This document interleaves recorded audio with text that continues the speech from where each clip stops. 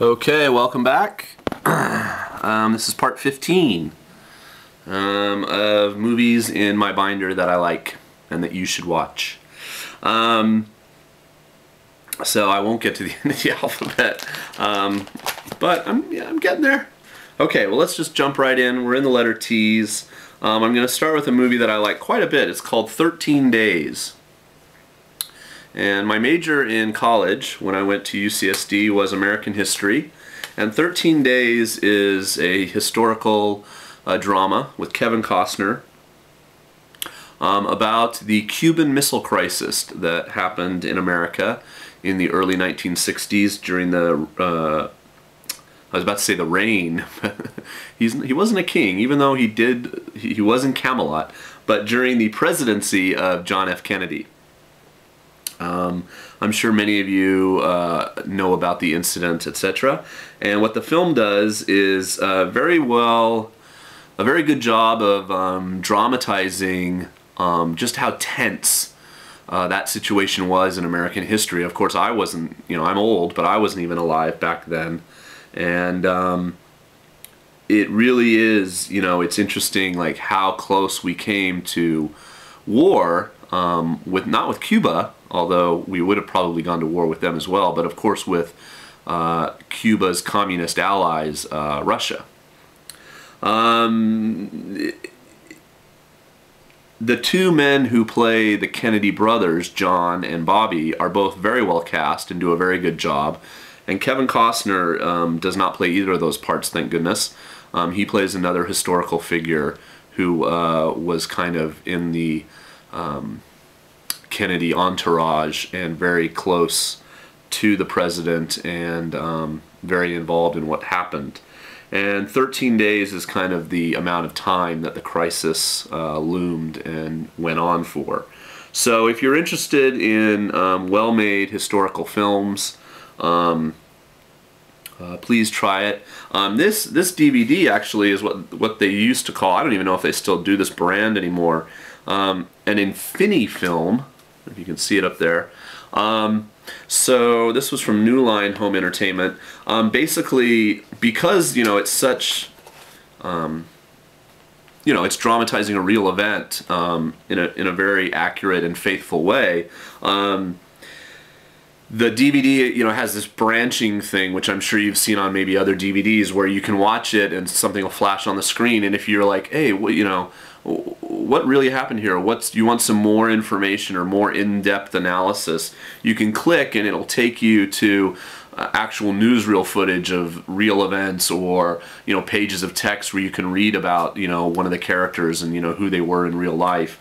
And it's a very interesting way to watch the film, obviously not the first time you watch it, but maybe the second or third, to learn more about the real events. And as a future history teacher, something I could see myself using in class as a good way to bring this subject to life. So 13 Days, I recommend it.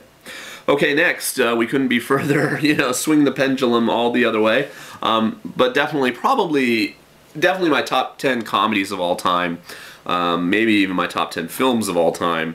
This is Spinal Tap. So I just talked a couple episodes ago about The Sure Thing and Rob Reiner. And Rob Reiner was known as an actor on an American TV show called All in the Family, where he played kind of a radical character who was always battling with his father-in-law, a character named Archie Bunker. And so he was kind of like Ron Howard, who's now more famous as a director perhaps than he is as an actor. Ron Howard was on a show called Happy Days, and before that on the Andy Griffith Show. But they both emerged from their stint of television stardom as actors and became very good directors. And Rob Reiner, his directorial debut is this film. This is Spinal Tap, and it's a mockumentary, a mock documentary, and it's been done a lot. I mean, obviously a recent example would be Borat, that movie with Sacha Baron Cohen, although I didn't like that movie at all, but that's a whole nother subject. This is Spinal Tap follows a fictional rock and roll, very heavy metal band from England on their kind of last-ditch tour of America. And it's just one of those movies that is very, very knowledgeable about its subject and very observant. So I think anybody that's actually ever been in a band and gone on the road, or done those kind of things, watches it and appreciates it for those elements. But at the same time, it's very, very, very funny for just about everybody else in the audience too.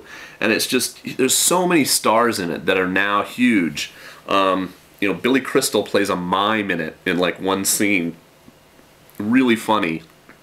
Paul Schaefer from the house band for David Letterman, the American talk show host, is in it.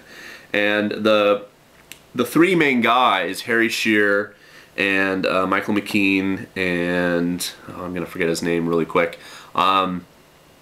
Christopher Guest, who play the three main rockers, the bassist, the guitarist,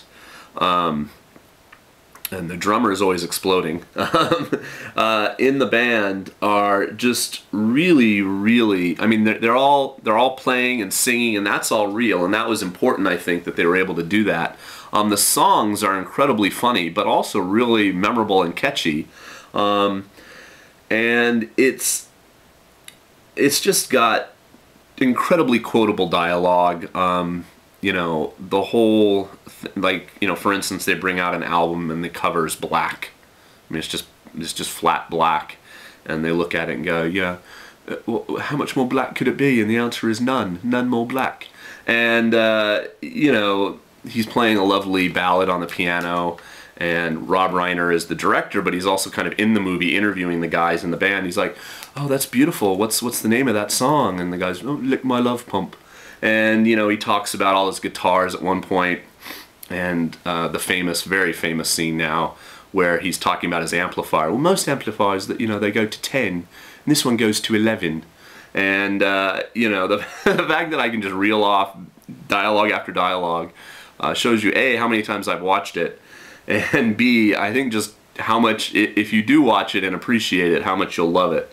Oh man, I've owned it. I own a really big box set of it on Laserdisc, and this is a fairly nice version on DVD. There's a lot of extras, a lot of outtakes, and the guys in the band got so popular that they actually toured and went on stage in character as these people, and played the songs off of the Spinal Tap album, and it's just really very thorough and well thought out, and just very well acted. And even though it was low budget and kind of like under the radar when it first came out, it's kind of like one of the all-time cult classic movies now. Alright, next